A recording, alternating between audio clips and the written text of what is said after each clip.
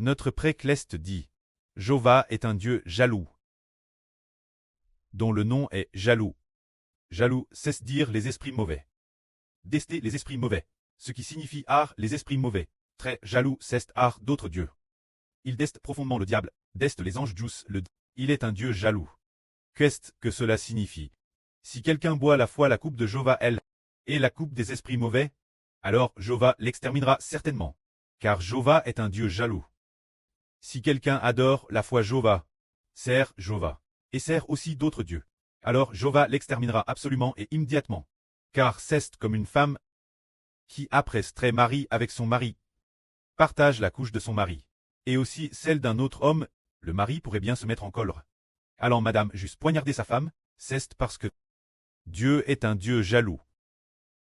Regardons maintenant ce commandement que Dieu a dit à Adam, qui est lié au fait que Dieu est un Dieu jaloux. Dieu a dit, tu ne mangeras pas du fruit de l'arbre de la connaissance du bien et du mal. Car le jour où tu en mangeras, tu mourras certainement. Tu ne mangeras pas du fruit de l'arbre de la connaissance du bien et du mal. Alors Adam a manifestement résisté l'esprit de Dieu.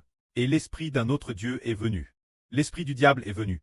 Et cet esprit du diable est en Adam. Bien. Maintenant, Dieu est un Dieu jaloux. Alors la vie de l'esprit mauvais entre dans son propre fils. Et son fils n'était plus le fils de Dieu. Dieu a alors détourné son visage d'Adam et a déclaré Adam, cause d'Adam, la terre serait maudite. Et cause d'Adam, la mort viendrait. Depuis lors, Dieu ne voit plus aucun homme, et aucun homme n'a vu Dieu. Pour quelle raison? C'est parce que Dieu est un Dieu jaloux. Tous les hommes sont devenus les descendants d'esprits mauvais. Tous sont descendants du diable ou d'esprits mauvais. Personne n'a jamais vu Dieu. Bien certes, on peut entendre la voix de Dieu, mais on ne peut pas voir le visage de Dieu, car aucun homme ne peut voir le visage de Dieu et vivre, parce que l'esprit en l'homme est l'esprit d'un autre Dieu.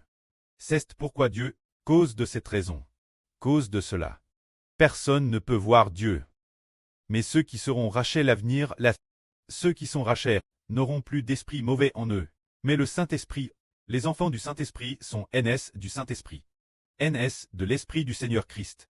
C'est pourquoi ceux qui seront rachés l'avenir, ceux qui sont rachés, après leur résurrection future, pourront voir le visage de Dieu. Tout comme on voit le visage d'un preux aimant. Ce moment-tel, en voyant le visage de Dieu, Dieu va-t-il se mettre en colère et détruire? Non. Parce qu'un eux en eux. Il y aura la vie de Dieu, ils seront tous fils de Dieu. Alors aujourd'hui nous disons que si l'homme est souillé et pêche, c'est parce que l'esprit d'un autre Dieu est en lui. Maintenant nous ne péchons plus, et ne faisons plus le mal, parce qu'en nous se trouve l'esprit du vrai Dieu et l'esprit du Seigneur Christ. Hébreux dit, Dieu est un Dieu jaloux. C'est pour dire aux frères et sœurs, n'écoutez pas n'importe comment d'autres dieux, les enseignements d'autres bergers, et puis, si on l'écoute, on risque non seulement de s'affaiblir soi-même, mais madame d'être chasse de la nation d'Israël par Dieu et le Seigneur, chasse de l'Israël spirituel. Tout comme il y avait autrefois un groupe, certaines personnes, qui coûtaient la vrille du frère Héber depuis plus d'1 an. Ils coûtaient constamment l'autel, mais parce qu'ils ne croyaient pas, et ont plus de coups d'autres dieux. Alors le Seigneur a dit, chassez tous ces 30 non-croyants. Et a dit là sur Jaouan, on voit, chasse-les, sans aucun regret. Dans les paroles adresse là sur Jaouan. Il y avait de la colle envers ces gens-celles, se dire que le Seigneur Jésus est un Seigneur jaloux. Dieu est un Dieu jaloux. Pourquoi le Seigneur les a-t-il chassés avec tant de colère? C'est parce que le Seigneur Jésus voulait les appeler son épouse. Mais ces femmes, ces gens, elles, étaient comme des prostituées. Voulant la fois suivre le Seigneur, et suivre d'autres dieux.